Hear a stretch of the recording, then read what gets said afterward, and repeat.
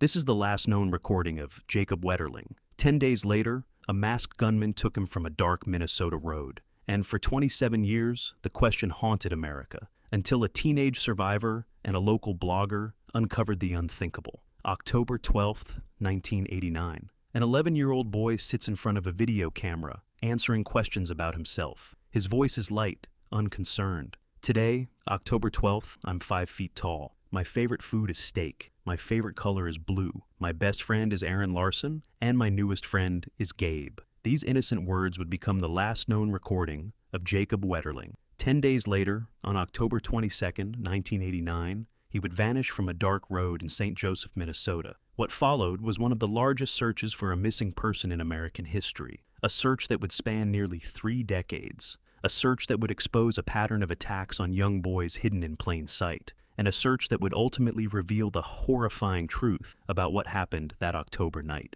The Wetterling family had no idea their ordinary Sunday evening would become a national tragedy. Their son's disappearance would change how America handles missing children cases forever. Jacob's story would become a catalyst for legal reform, a testament to parental determination, and a haunting reminder that danger can lurk in the most peaceful places. St. Joseph, Minnesota, in 1989 was exactly the kind of place where families felt safe. Children rode their bikes without adult supervision. Neighbors left their doors unlocked at night. Crime was something that happened in distant cities, not in this quiet college town of just 4,000 people. The Wetterling family had made St. Joseph their home, raising 4 children in a modest 2-story house on 91st Avenue. Jerry and Patty Wetterling provided their children with the kind of childhood most parents dream of. Jacob was the oldest son, an energetic boy who loved fishing, football, and spending time with his siblings and friends. On the morning of October 22nd, 1989, Jacob and his father went fishing together, returning home in time to watch the Vikings game.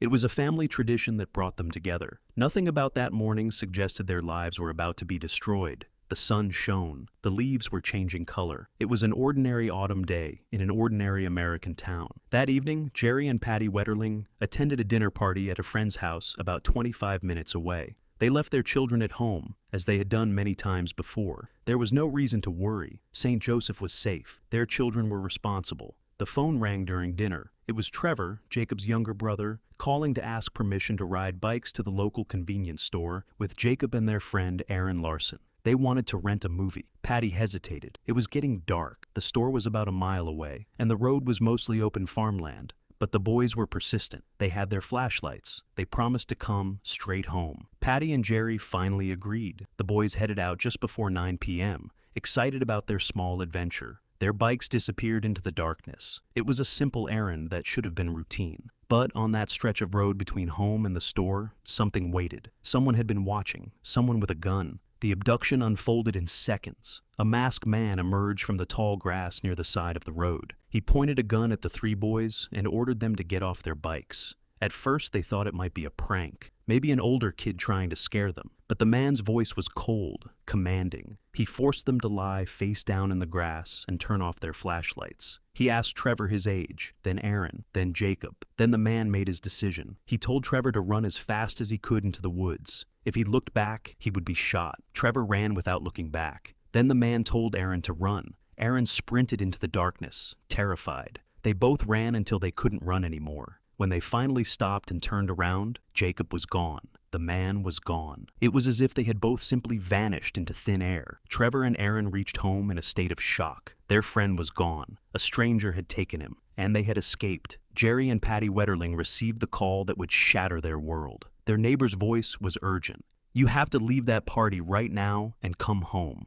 Patty knew immediately something was wrong. When she learned the truth, her worst fears were confirmed. Somebody took Jacob. They rushed home to find Trevor and Aaron in a state of complete shock. Trevor was agitated, pacing, unable to sit still. Aaron was curled up in the corner, biting his nails, wanting to disappear. Both boys had witnessed something no child should ever see. The search for Jacob Wetterling began immediately and became one of the largest in U.S. history. Hundreds of volunteers combed through fields, forests, and backyards. The FBI was called in. Roadblocks were set up, but the search was hopelessly large. The abduction had happened on a dark stretch of road with no witnesses except 2 terrified boys. The attacker had worn a mask. Days turned into weeks. The search expanded to cover hundreds of square miles. There was no trace of Jacob, no sign of where the kidnapper had taken him, no demand for ransom. The case quickly became national news. 9 months before Jacob's disappearance in the nearby town of Cold Spring, Minnesota, a 12-year-old boy had been kidnapped and assaulted. Jared Scheierl's story was one of unimaginable terror. On January 13, 1989, Jared was walking home after ice skating with friends. A man in a car approached him, asking for directions. When Jared tried to help, the man grabbed him and forced him into the car. He had a gun and threatened to use it. Jared was driven to a secluded area and sexually assaulted. His attacker warned him that if he talked, he would find him and kill him. Then the man drove Jared back to Cold Spring and told him to run. Jared ran home and told his parents everything. He provided a detailed description of the man, the car, and the route they had driven. Police identified a suspect named Danny Heinrich, a former National Guard member with a criminal record. Heinrich had a police scanner in his car, just like Jared had described. But Jared couldn't make a positive identification, and there wasn't enough evidence to charge anyone. Jared returned home knowing his attacker was still out there. He slept on his parents' bedroom floor for a year. When Jared heard about Jacob's abduction, he immediately noticed the similarities to his own case. The voice, the mannerisms, the method of operation. He wondered if it might be the same person. In December 1989, Jared worked with FBI agents to create a sketch of his attacker. The sketch bore a striking resemblance to Danny Heinrich. Police brought Heinrich in for questioning. He had no alibi for the nights of either kidnapping. He agreed to provide a hair sample and the tires from his car. Investigators found that shoe prints and tire tracks at Jacob's abduction site were similar to Heinrich's. They got a search warrant and found radio scanners, black boots, camouflage pants, and photos of young boys. It was a disturbing collection, but not enough for an arrest. In February 1990, forensic experts matched fibers from Jared's snowsuit to Heinrich's car. Heinrich was arrested, but he refused to confess. The county attorney decided there wasn't enough evidence to charge him. He was released. The Wetterlings were devastated. Their best lead had slipped away. The case grew cold. Patty Wetterling refused to give up, speaking to anyone who would listen, but the years passed. For Jared Scheierl, the pressure was unbearable. He was repeatedly pulled out of class for questioning. Police pushed him to identify Heinrich, even though he wasn't sure. Rumors spread through Cold Spring. People knew Jared was the boy who had been assaulted. He became the subject of stares. In one interrogation, Jared was questioned without his parents present. He was drilled about the details of his attack, then accused of holding back information. Jared broke down in tears. His parents ended the interview and decided to move away,